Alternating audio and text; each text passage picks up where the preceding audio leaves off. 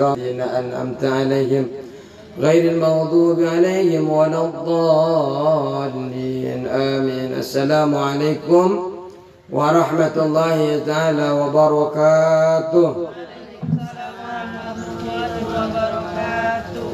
بسم الله الرحمن الرحيم. الحمد لله رب العالمين، والصلاة والسلام على أشرف الأنبياء والمرسلين سيدنا وحبيبنا وشفينا ومولانا محمد وعلى آله وصحبه أجمعين. أما بعد، ربنا لا علم لنا إلا ما علمتنا إنك أنت العليم الحكيم. رب اشرح لي صدري ويسر لي أمري واحلل عقدة من لساني يفقهوا قولي. Amin ya rabbal alamin. Hari ini kita akan mengkaji kitab Safinatus, kitab Safinah. Bismillahirrahmanirrahim. Qala musannif rahimahullahu ta'ala wa nafa'ana bi ulumihi wa amadana bi asrarihi wa bikum fid darain amin. Apa tadi? Faslun apa?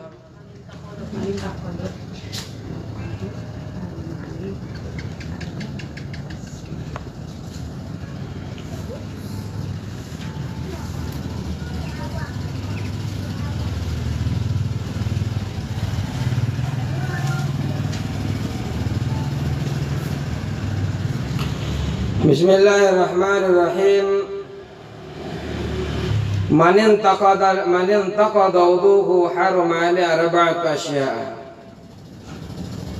Ini ya. Man intaqada,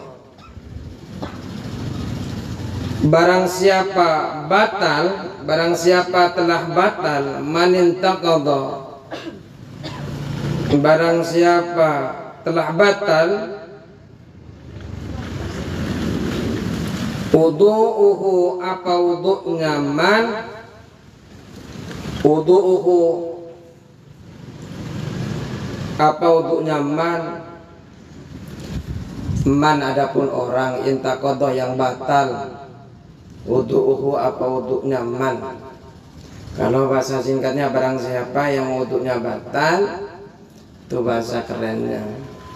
Kalau diperinci, man intaqadha, man adapun orang, man itu orang, intaqadha yang batal, yang telah batal, wudu'uhu apa wudu'nya man.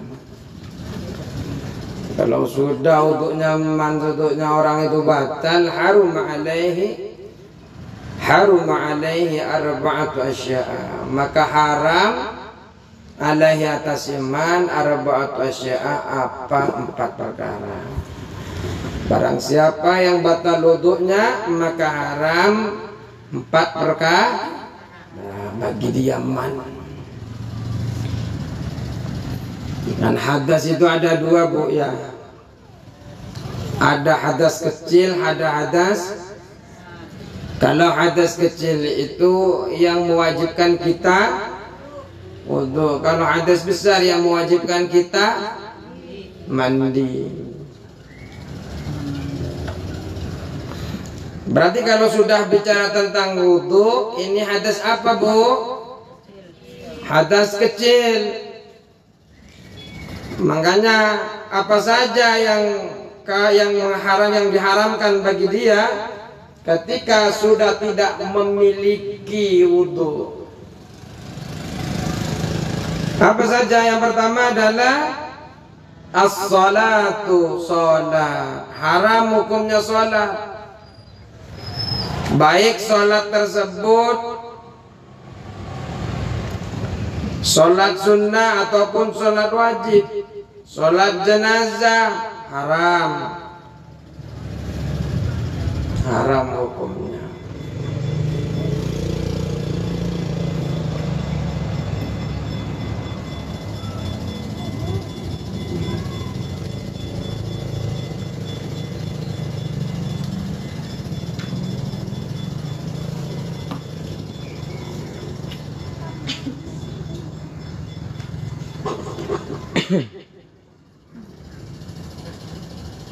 Sudah?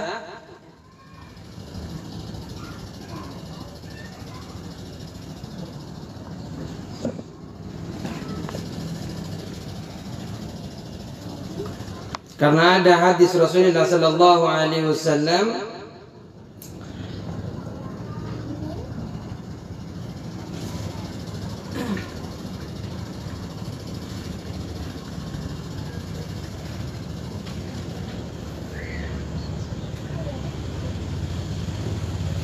la yaqbalullahu salata ahadikum idza ahdasa hatta yatawadda.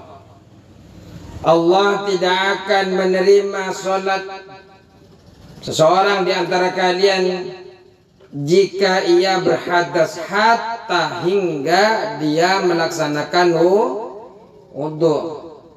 La yaqbalullahu salata ahadikum. Mau ditulis Arabnya? Enggak usah, sudah hafal. Jadi kalau sudah hadas ya ibu-ibu, apa saja yang tidak boleh? Pojok sholat, nggak boleh sholat, nggak boleh, walaupun sholatnya sholat sun, kecuali yaitu ketika faqidit tahuraini. Faqidit tahuraini itu adalah orang yang tidak mendapati dua alat tohara. Ya Allah. Orang yang tidak mendapati dua alat toharah bersuci. Alat bersuci itu apa saja, Bu? Banyu, air, lagi debu atau tanah yang berdebu. Ketika dia tidak bisa pakai air, tidak bisa pakai debu, apa yang terjadi bagi mereka? Maka tetap sholat, namanya sholat li hurmatil waqti. Sholat li hurmatil waqti ini ya karena kita menghormati waktu itu. Tapi kita wajib qadha, Bu. Wajib ketika mendapati salah satu alat bersuci tersebut. Biasanya kan kalau nggak ada air, kita bersucinya pakai apa, Bu? Tayamum kan, tayamum pakai debu. Ya, ketika nggak bisa dua-duanya, maka sholat walaupun tidak melaksanakan toharah, silakan sholat. Jenengan di kendaraan nggak bisa tayamum, nggak bisa wudu, silakan sholat. Sholatnya li hurmati wakti.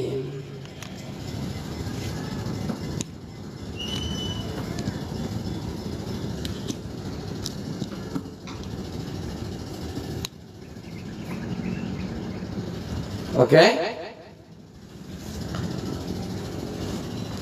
Termasuk juga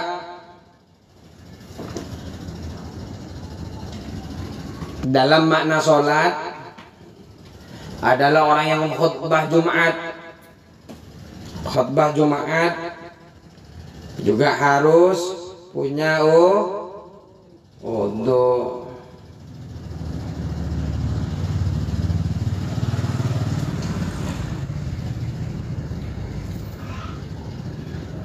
Kalau mampu ya, kalau mampu menemukan salah satu dari dua alat toharo tadi diqadha.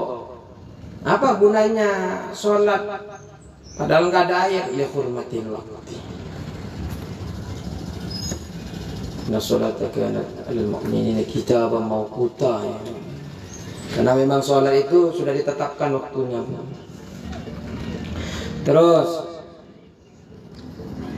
wattawafu, dan tawaf itu keliling Ka'bah 7 kali. Mulai pertama kali itu di pinggir batu apa namanya itu yang dicium itu Hajar Aswad. Kita posisinya Hajar Aswad itu sebelah kiri. Kita muter melawan arah jam sebanyak 7 kali. Mulainya dari Hajar Aswad. Banyak macamnya. Ada tawaf qudum, ada tawaf ifadah. Tawaf qudum itu tawaf kedatangan. Kita masuk Mekah, datang kita tawaf. Ada namanya tawaf ifadah. Ifadah itu kita selesai haji, kita tawaf wajib haji, rukun haji itu. Ada namanya tawaf wada, mau pulang perpisahan. Ada tawaf nadar, banyak tentang tawaf, nanti kan nyampe di bab haji. Kalau tawaf ini hukumnya wajib punya wudu, baik itu tawafnya fardu ataupun sunnah. Kenapa? Karena ada hadis Rasulullah sallallahu alaihi wasallam, at-tawafu bimanzilati sholati illa anna Allah ahalla fihi an-nutqa faman nataqa fala yantiqu illa bi khair. Jadi orang yang telah batal wuduknya ini, Bu, hukumnya yang menanggung hadas kecil ini tidak boleh melakukan tawaf, karena ada hadis Rasulullah SAW yang saya sebutkan tadi itu, tawaf itu menduduki kedudukan sholat. Hanya saja Allah memperbolehkan bicara. Kedudukan sholat itu sama dengan sholat. Jadi panjenengan kalau lagi tawaf boleh bicara, tapi bicaranya yang baik, karena kedudukan tawaf seperti sholat. Jadi kalau di sini sudah ngomongin orang, ketika keliling juga di Ka'bah ngeliling ngomongin orang juga, ya nggak boleh.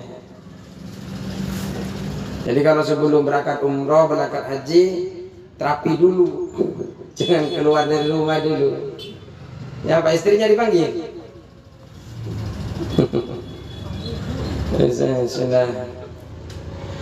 Masul mushafi yang ketiga. Ini yang ketiga ya. Yang ketiga adalah menyentuh mushaf. Jadi panjenengan, Bu, menyentuh, bukan membaca ya. Menyentuh, gimana caranya menyentuh, Bu? Menyentuh, memegang sama pegang, nyenggol gitu. Iya, coba kayak apa menyentuh? Yaitu menyentuh, artinya kalau menyentuh tangan ibu, badan ibu, tidak ada penghalang menyentuh Al-Qur'an. Alhamdulillah. Jadi orang yang tidak punya wudu, hadas kecil, tidak diperbolehkan, haram hukumnya menyentuh Apa yang disebut dengan mushaf itu, Bu? Kullu ma kutiba alaihi Qur'anun li darasatin. Tiap sesuatu yang ditulis. Apa itu rame itu? Hah?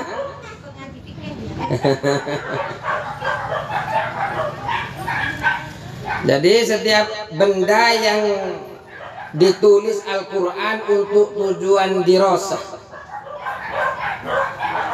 Apa dirosah itu? Dipelajari, ya, mencakup membaca dirosah.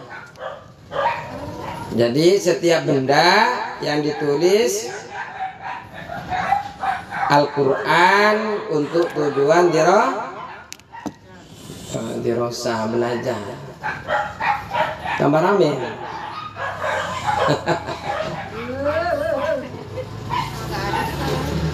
Lagi diimpanin kayaknya. Ada majikan banyak banget. Anak-anak.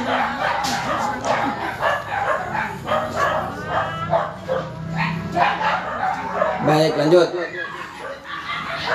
Jadi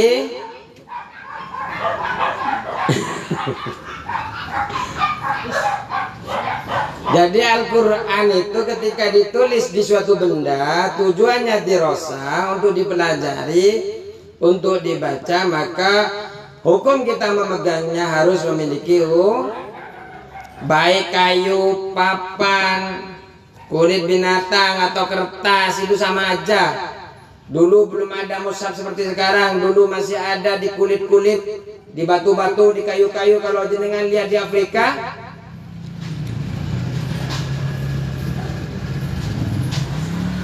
kalau jenengan lihat di Afrika itu kan biasanya kan pakai kayu kan, pakai kayu. Maka hukumnya panjenengan megang kayu yang tertulis mushaf, tapi tujuannya menulis mushaf ya, tujuannya menulis Al-Quran untuk dipelajari, Al-Quran. Maka hukumnya kita memegangnya harus memiliki kecuali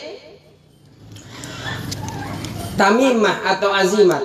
Tamimah atau azimat itu biasanya jenengan kalau pergi ke kiai ditulisin tulisan entah Arab dari Al-Quran dibungkus, nih taruh di atas ditaruh di sakunya, di dompetnya, taruh di tempat uang dagangannya dan sebagainya.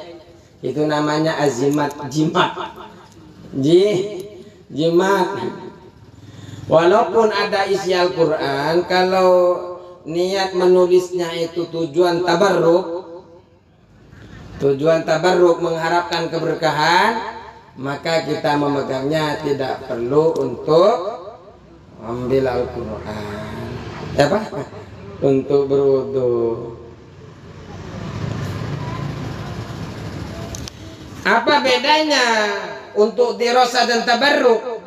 Tadi kan kalau untuk tabarruk boleh seperti jimat tadi ya. Tapi kalau untuk dirasa tidak boleh. Ibnu Hajar beliau dalam ketetapan hukum terkait tujuan daripada dirasa ataupun dan tabarruk ini tergantung pada kondisi tulisan dan penulisnya.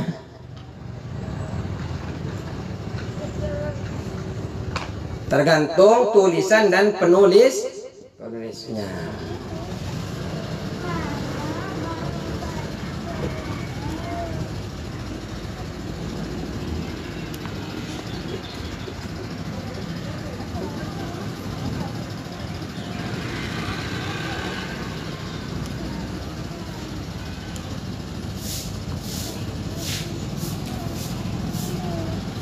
Walaupun penulisnya dibayar, diubah ataupun sukarela, jadi tergantung pada kondisinya.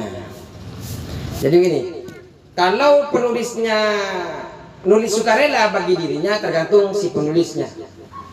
Tapi kalau dia disewa untuk nulis nulis kayu, papan, maka tergantung penyewanya. Tergantung penyewanya. Kalau si penulis sukarela tadi menulis, tujuannya nulis di papan itu mau nulis Al-Quran, maka itu adalah mushaf. Tapi kalau dia nulis karena ingin tabarruk, mengambil keberkahan seperti jimat tadi, maka tujuannya adalah tabarruk, bukan Al-Quran.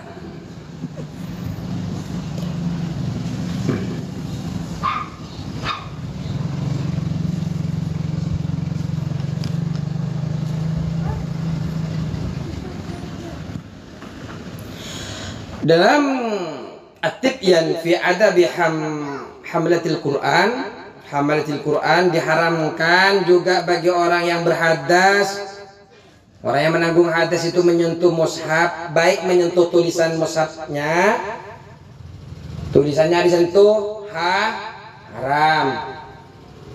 Apalagi pinggirannya dicolek-colek begini, jenengan lagi gak punya wudu, haram. Apalagi sampulnya dipegang sama jenengan yang nggak punya wudu, hukumnya haram. Ada lagi kantongnya, biasanya sekarang ada kantongnya. Menyentuh kantong Al-Quran juga haram. Atau sampul peti kecil haram. Tapi ada yang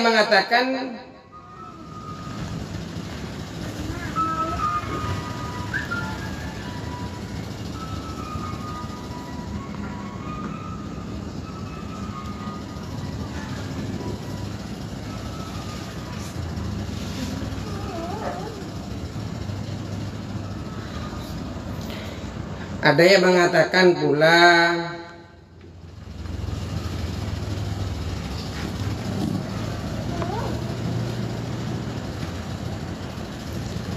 kalau kita mau menyentuh Al-Quran, tapi bukan semuanya kita bawa tas kan Bu ya, bawa tas, tasnya ada di dalam Al-Quran, kita nggak punya wudhu ya.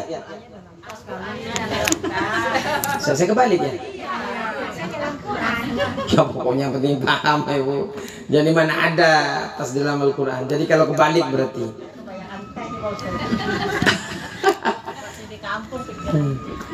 Jadi kalau panjenengan bawa tas, ada yang ada yang mengatakan, yang penting panjenengan bukan niat bawa Al-Quran, niat bawa tasnya maka boleh. Bawanya lagi bawa. Tapi kalau jenengan bawa tas niat bawa Al-Quran, enggak punya wudu, haram hukumnya. Pulang kampung bawa tas, bawa baju, ternyata di dalam bajunya ada saking senangnya lagi iman kuat-kuatnya, walaupun enggak baca langsung bawa Al-Quran. Umpamanya jenengan bawa niatnya bawa baju, enggak bawa Al-Quran, boleh. Tapi kalau niatnya bawa Al-Quran sampai megang atasnya saja, itu hukumnya haram. Oh, nanti ya pembahasannya ya.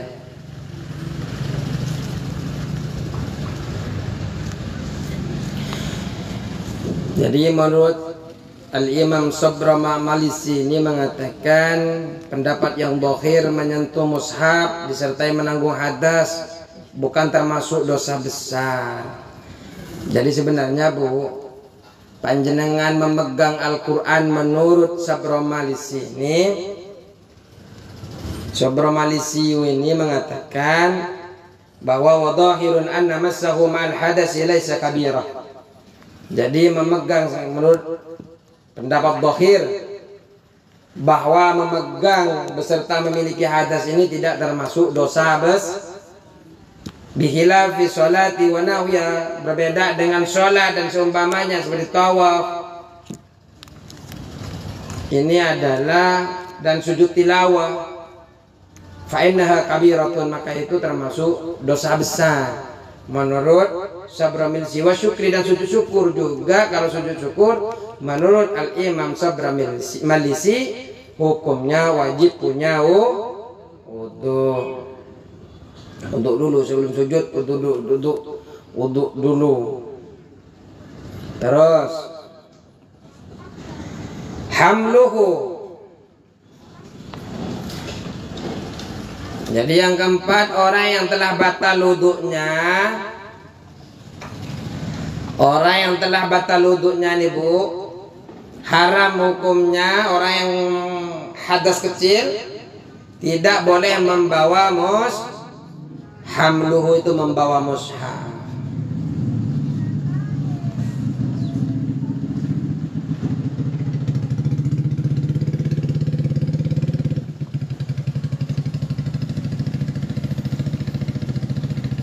Illa fi mata'in. Jadi kecuali apabila mushaf itu dibawa bersamaan dengan barang-barang yang lain, fayakhillu hamluhu ma'hu taba'an lahu idza lam yakun maqsudan bil hamli wahdah. Seperti yang saya sebutkan tadi, kalau seumpamanya panjenengan membawa Al-Quran bersamaan barang-barang lain, maka ia diperbolehkan membawa mushaf itu karena niatnya membawa yang lain, bukan karena membawa Al-Quran. Nek kowo Aduh. Apa bawa bubu? Kowo. Iya, biasanya tahu bahasa Jawa lah. Bentar lagi mau kemana? Apa? Kak libur lagi? Aduh. Tapi saya kalau bahasa Jawa itu ketahuan letak Maduranya. Iya, bahasa Indonesia juga ketahuan. Ya lebih baik ngaku duluan lah. Daripada nggak diakuin. Baik nggak usah lah, saya sebenarnya jadi.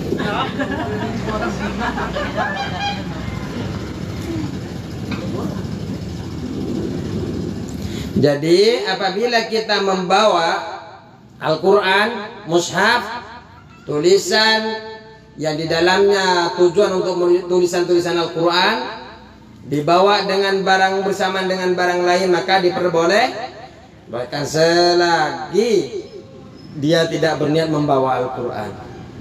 Niatnya bawa bajunya, niat bawa buku yang lain. Alhamdulillah ya Allah. Kecuali apa dengan catatan Bu ya. Jenengan bawa Al-Quran dengan barang lain itu boleh, asalkan jangan tadi apa? Tidak niat bawa Al-Qurannya ya. Dengan catatan jenengan tidak menyengaja mushaf, tidak niat hanya membawa mushaf.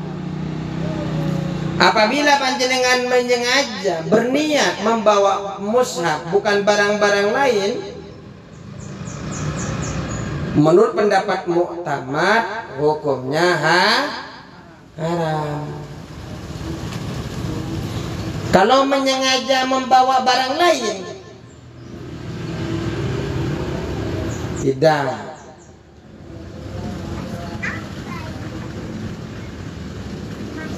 Atau tidak menyengaja apapun, artinya jangan bawa, nggak mikirin bawa barang baju, nggak mikirin bawa barang mushaf, diselendangin, dibawa ke kereta, dibawa ke pesawat, nggak mikirin di dalam ada baju, nggak mikirin di dalam tas ada Quran, hukumnya boleh.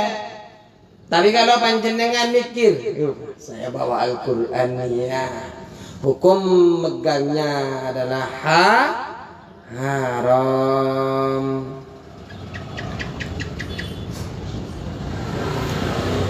Terus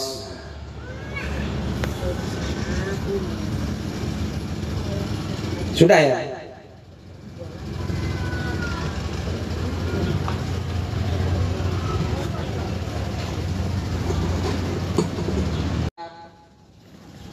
Yang jualan tetap harus punya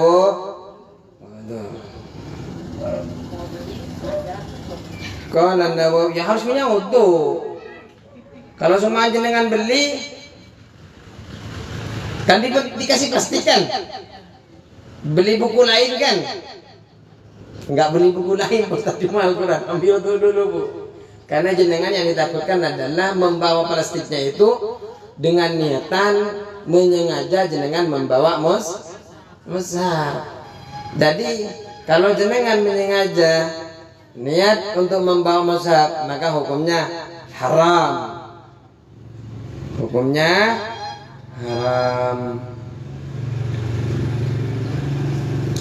Ini yang penting lagi nih. Qala Nawawi fi Tibyan, dikatakan di dalam At-Tibyan, ajma'al muslimuna ala wujubi siyanatil mushafi wa ihtiramihi. Jadi Al-Imam Nawawi ini berkata di dalam kitab Tibyan, kaum muslimin telah sepakat bahwa wajib menjaga mushaf dan kemuliaannya. Jadi ala wujubi siyanatil mushafi wa ihtiramihi. Wajib hukumnya kita nih Bu, jenengan muslim, jenengan muslimat, wajib hukumnya panjenengan menjaga mushaf, menghormati mushaf. Wa qala sabuna ghairuhum, ini di dalam syarah kitab itu, sahabat para sahabat dan lainnya berkata, seandainya seorang muslim menjatuhkan mushaf di tempat sampah, naudzubillah ini Bu, walau alqahu muslimun fil qadurati wal iyad billahi ta'ala saral mulki kafiran. Kalau ada seandainya orang muslim itu menjatuhkan mushaf di dalam sampah, ke tempat sampah, naudzubillah, maka ia telah kufur, dia telah menjadi kafir. Kalau mereka juga berkata, wa yahrumu tawassuduhu bal tawassudu ahadi kutubil ilmi haram. Mereka ini juga berkata, diharamkan bantalan dengan mushaf. Kalau nggak ada bantal jangan pakai mushaf, Bu. Ya, keterlaluan sih, Bu. Qurannya nggak pernah dibaca, mushaf dibuat bantalan. Terlalu. Jangan, Bu, haram hukumnya. Bahkan juga diharamkan bantalan dengan buku-buku agama. Makanya, Bu, Al-Quran kalau jenengan nyusun gini, di atas tuh aturan etika di atas Al-Quran, di bawah Al-Quran adalah hadis, di bawah Al-Quran itu baru fikih, pelajaran-pelajaran yang lain, baru pelajaran umum di bawah agama, matematika, bahasa Inggris, bahasa Indonesia. Itu etika, Bu. Hah? Ya, kalau sejajar nggak apa-apa. Ini kalau ditumpang tindihkan. Jadi mushaf itu taruh di paling atas. Di atasnya yang nomor 2 adalah hadis Rasulullah Sallallahu Alaihi Wasallam, Bukhari, Muslim, Tirmidzi, semuanya panjenengan taruh di urutan kedua. Urutan pertama adalah Al-Quran.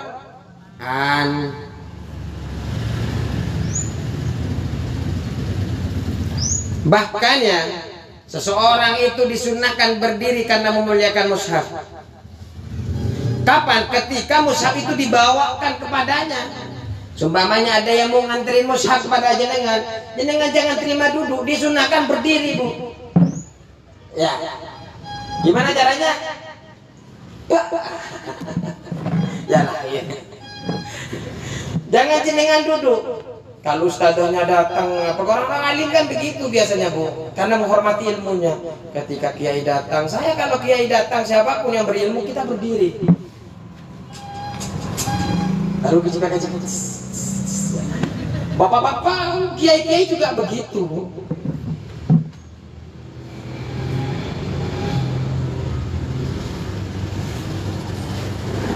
Jadi kalau mushaf mau dibawakan ke jenengan, nambah pahala, Bu.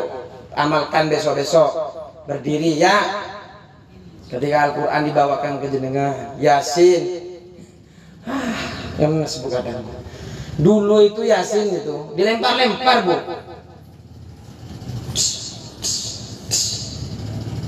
Tapi alhamdulillah, RT 11 alhamdulillah nggak tahu ya. Ketika saya ngajar sekarang nggak. Karena ketika berada di bawah saya bilang itu Al-Quran. Saya ingin tanya kepada panjenengan, Al-Quran mulia tidak? Kalau mulia, kenapa harus sejajar dengan kakinya? Jenengan dilangkahin kepalanya, mau nggak, Bu? Jenengan karena beranggap bahwa kepala itu mulia. Tapi kalau beranggapan bahwa kepala itu mulia, apalagi Al-Quran, Bu. Makanya kalau Al-Quran itu jangan. Makanya saya pertama kali saya ngajar di sini itu ketika bapak-bapak, yang saya perhatikan adalah Al-Quran. Kalau Yasin itu Pak, mereka pertamanya ditaruh bawah. Saya bilang itu Yasin. Tapi pelan-pelan saya dulu itu Yasin. Jangan ditaruh di kaki, di bawah. Pecinya aja ditaruh di atas kok. Yasinnya taruh di bawah. Iya. Sepakat ya kita memuliakan Al-Quran. Kalau ada jenengan temennya masih taruh di bawah, tegur, Bu. Itu tidak hanya temennya. Kalau temennya, Bu, melakukan maksiat karena kebodohan masih mendingan, disiksa hanya karena kebodohannya. Tapi jenengan yang sudah tahu bahwa itu mulia masih jenengan biarkan. Jenengan pertama disiksa karena taunya, yang kedua disiksa karena tidak mengamalkan ilmunya. Tegur, Bu, nggak ada masalah. Ketika ditegur nggak diamalkan, monggo, nggak apa-apa. Yang penting panjenengan melepaskan diri dari taklif daripada agama, bahwa panjenengan tahu tapi tidak memberitahu kepada yang lain. Jadi kalau ada Al-Quran, Yasin, apalagi dilempar-lempar, kalau sampai niat ngelemparnya itu ingin menghina Al-Quran, kufur. Kufur. Minum dulu. Alhamdulillah.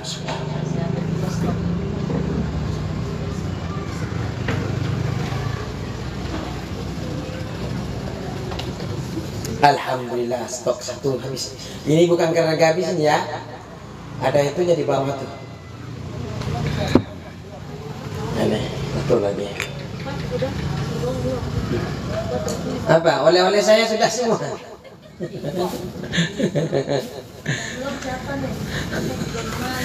Aduh, ya Allah. Makanan itu hargai yang masak. Saya ingin tanya, ada berapa yang diharamkan bagi orang yang hadas kecil?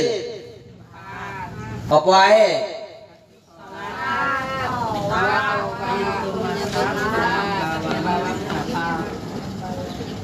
Nah, itu hadas kecil. Sekarang hadas besar.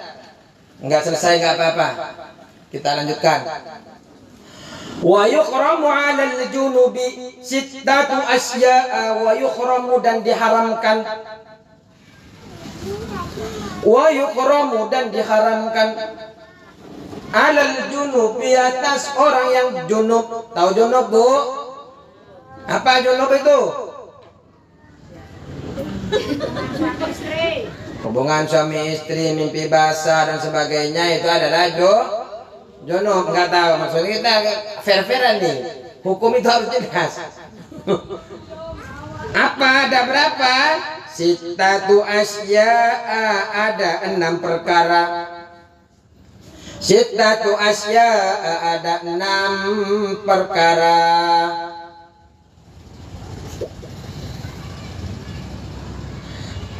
Orang yang hadas besar ada 6 yang diharamkan. Kalau hadas kecil ada 4, tinggal tambah 2, Bu. Yang pertama adalah sholat. Orang sholat hukumnya haram, harus bersih.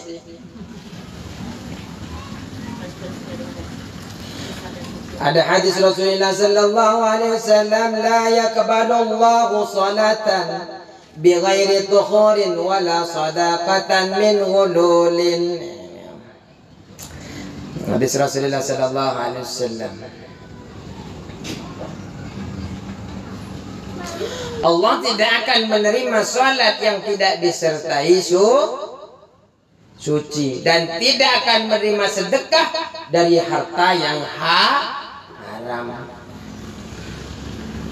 Ada mau nyuri tapi mau sedekah tapi mencuri, tidak diterima oleh Allah. Jelas, la yaqbalullahu salatan bighairi takhurin. Allah tidak akan menerima salatnya tanpa suci. Wala sadaqatan min ghululin, dan tidak diterima juga sedekah dari sesuatu yang tidak haram. Yang sesuatu haram, bukan tidak haram. Terus, jadi sholat yang pertama, sholat orang junub tidak boleh sholat, kecuali yang tadi dihormatil waktu itu, Bu, karena tidak ada air, tidak ada debu. Lanjut karena sudah. Yang kedua adalah tawafu, tawaf. Sami mawon, tawaf itu yang keliling 7 kali. Baik tawaf sunnah ataupun tawaf wajib. Tawaf wajib, tawaf ibadah, tawaf nadar, tawaf wajib. Hukumnya haram bagi yang junub. Lagian Bu junub kok langsung mandi dulu di hotel.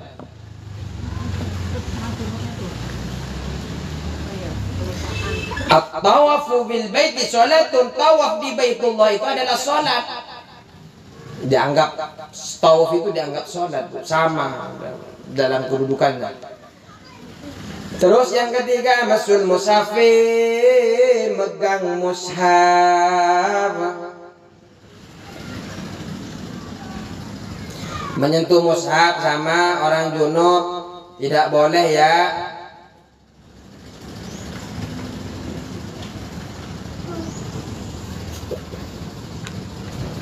Wa hamluhu, dan membawa mushaf sami mawon. Orang junub tidak boleh megang, tidak boleh membawa mushaf.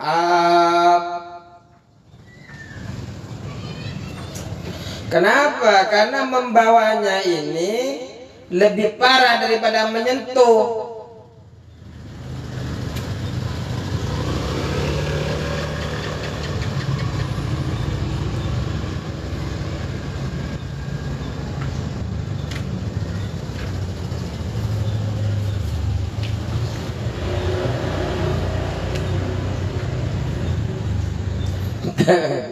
Ini ada Bu, luar biasa. Wa yajuzu hamlu hamilil mushafi wa la yajzi fihi tafdilul mata. Orang junub itu boleh menggendong orang lain yang membawa mushaf. Jadi orang lain yang megang mushaf boleh dengan gendong. Gendongnya. Aduh ya Allah. Yang bawa tuh bisa gendong. Jempolnya doang.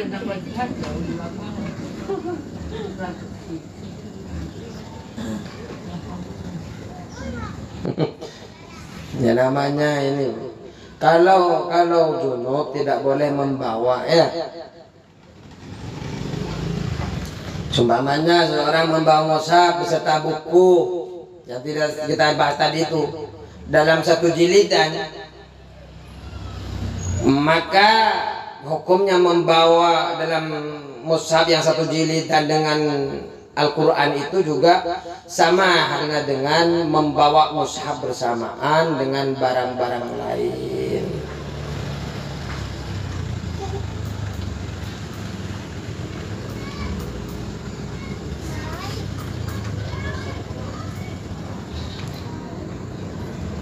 Terus ini kan sudah ya.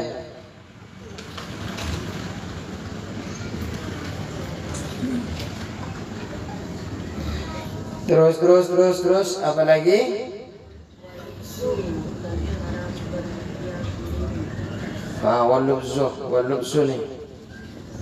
Al-lubsu itu lubs berhenti sebentar di masjid.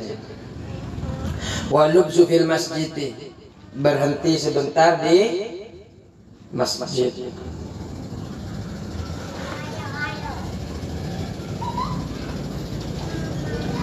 Jadi orang junub itu tidak boleh berhenti sebentar di masjid.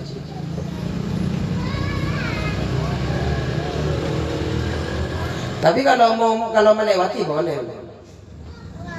Yang nggak boleh berhenti, sumpamanya jenengan lewat pintu kanan keluar pintu kiri, tidak haram, namanya ubur. Jadi masuk pintu kanan keluar. Tapi kalau tarodud, tarodud ini mundur-mundur mandir, haram kalau mundar mandir. Kanan kiri kamu mundar mandir berarti ke kanan ke kiri kanan ke kiri, haram hukumnya. Yang nggak haram itu kalau cuma karena memang Siti Aisyah pernah dulu diambilkan barang.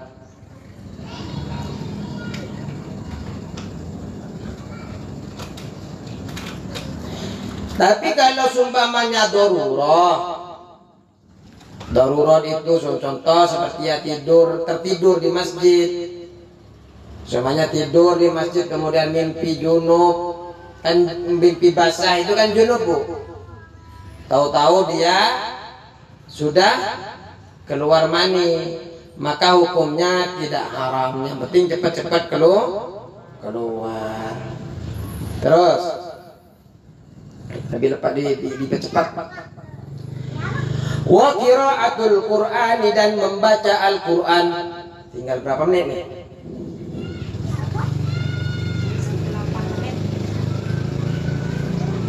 Wa qiraatul Qur'ani, dan membaca Al-Qur'an. Jadi orang junub itu gak boleh membaca Al-Qur'an. Bukan memegang Al-Qur'an, membaca. Jenengan lagi junub, lagi sudah berhubungan dengan suaminya. Setelah itu jenengan lagi diam-diam. Karena biasa hafalan, wadduha wal laili idza saja ma wadda'aka rabbuka wa ma qala walal akhiratu khairul laka minal ula wa lasawfa yu'tika rabb. Itu kan membaca ya. Itu membaca, Bu. Atau ada YouTube. Sabbih isma rabbikal a'la alladzi khalaqa fasawwa walladzi qaddara fahada. Itu membaca namanya. Walau kalau ngikutin itu membaca. Bukan yang memegang begini, membaca. Kalau bagi yang junub tidak haram hukumnya. Jadi kalau panjenengan mau baca Al-Quran, mandi dulu, Bu, dia percepat. Jadi yang suka dengerin YouTube, dengerin TikTok, mandi dulu sebelum Tapi kalau zikir boleh. Zikir boleh. Walaupun zikirnya terdiri dari Al-Quran. Rabbana zalamna anfusana fa in lam taghfir lana fatarhamna lanakunanna minal khasirin. Rabbana zalamna. Nah, zikir ada di dalam Al-Quran. Tapi kalau niatnya tidak membaca Al-Quran, niatnya zikir, nggak apa-apa. Iyyaka na'budu wa iyyaka nasta'in, iyyaka na'budu wa iyyaka nasta'in, iyyaka na'budu wa iyyaka. Ini kalau niatnya zikir, tapi kalau jenengan membaca karena ingin mengikutin ya habis, haram hukumnya.